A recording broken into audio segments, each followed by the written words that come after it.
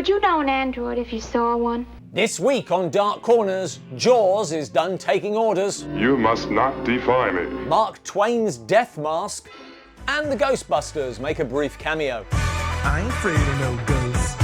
We're looking at 1964's The Human Duplicators, featuring Richard Kiel, Jaws from James Bond, in what has to be one of his largest roles as alien Kolos, coming to Earth to establish a colony. This is necessary in order that we may expand our galaxy domination program in the near future. Everyone's worried about the GDP.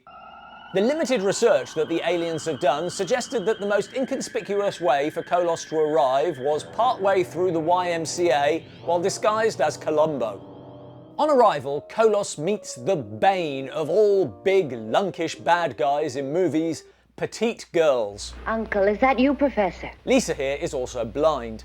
Seriously, I'm writing a book called Petite Girls Save the World, the untold history of a really common cinematic trope. Anywho, Kolos is here to see her uncle, Professor Dornheimer. Why does he have a dungeon laboratory before the bad guys show up? Kolos wants to help the professor. We shall create an android in a few days. Sometime later, Dr. Munson shows up for work as usual. I'm sorry, Doctor, but you know our security rules. Yes, of course. I'd like to see them get past this. There. Is that better? Yes, sir. Thank you. But then, There's nothing to be concerned about. Munson is robbing the place.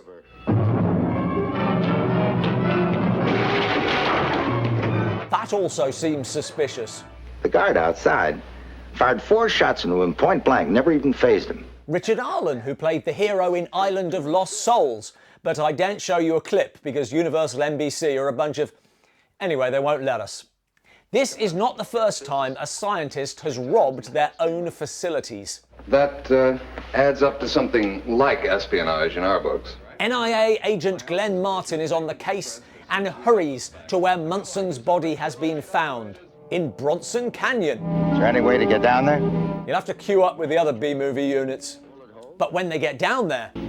This man hasn't been shot. Back at HQ, Martin mulls the problem. Well, at least we know it's not the Russians. They already have the technology to produce the same material. With NIA-M. You know, I know it's a long shot, but I'm beginning to suspect Red China's our heavy. The Russians and the Chinese. Isn't it heartening how far the world's come in 60 years? The closest these have ever been to anything Chinese is the local chop suey house. Gee, I wonder why they don't like us. Oh, here's one I wouldn't mind having under surveillance. Finally, a hot scientist. This is James Bond versus aliens, and to press that point home, here's Brooklyn Miss Moneypenny Gale. Hey, what about our luncheon date? It is now a dinner date. I already have a dinner date. Break it. It's amazing how Martin makes James Bond seem modest and self-effacing.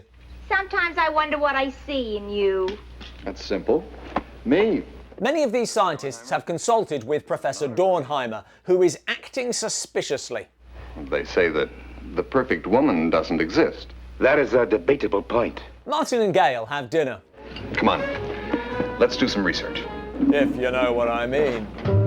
Discovering that Dornheimer, a man quite tenuously linked to the robberies, has written a book on cybernetics, Martin leaps to the conclusion that the movie needs him to reach. Imagine what it would mean if androids were infiltrating our society. He suspects that the scientists robbing their own institutes are android duplicates.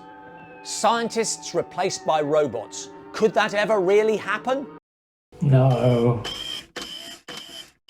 That's a relief. Martin returns to Bronson Canyon because when you're looking for a robot monster, that's where you start. The police investigation must have been pretty perfunctory. Deep within, he finds a stock of android spare parts that definitely aren't department store dummies.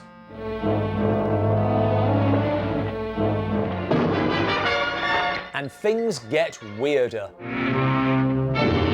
Is this suddenly a vampire film? Okay. It does get less shocking each time you do it. But don't let that stop you. These seem to be androids awaiting activation, and I can only imagine Kolos's superiors back home examining his expenses claim and going, "You bought them all coffins? Why?" In the lab, Martin sees the duplication in progress. Hey, it's that hot scientist from earlier. Wow, the duplicate's doing her no favours. I do not look like that.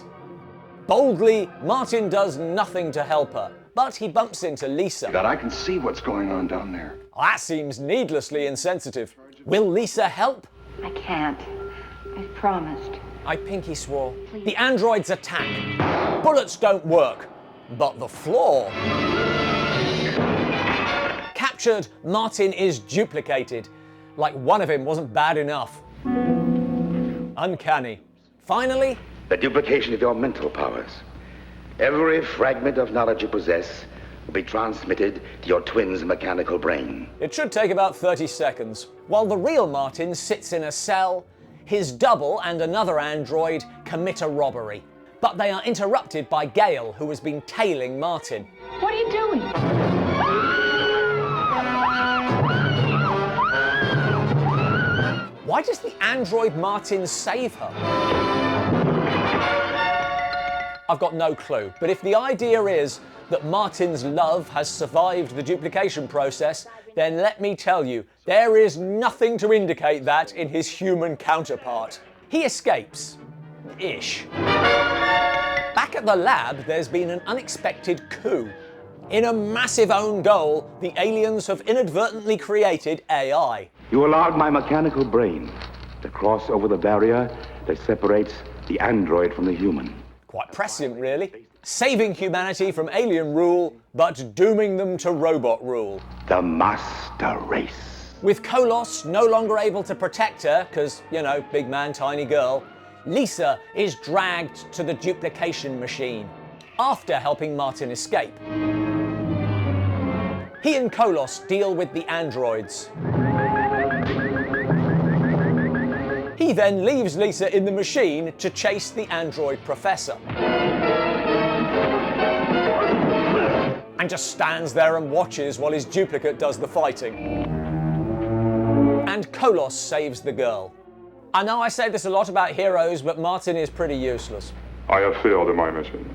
Sorry about killing all those people. I will leave your planet now. This is the first they've heard about another planet. The NIA let a multiple murderer and potential spy walk away because he claims to be an alien. Your theories are correct, but your technique is wrong. Thanks for watching. Please duplicate the like button, then click both. Is this Richard Kiel's best role in a film? Let us know any other suggestions in the comments below. You must never create a robot that can outsmart you.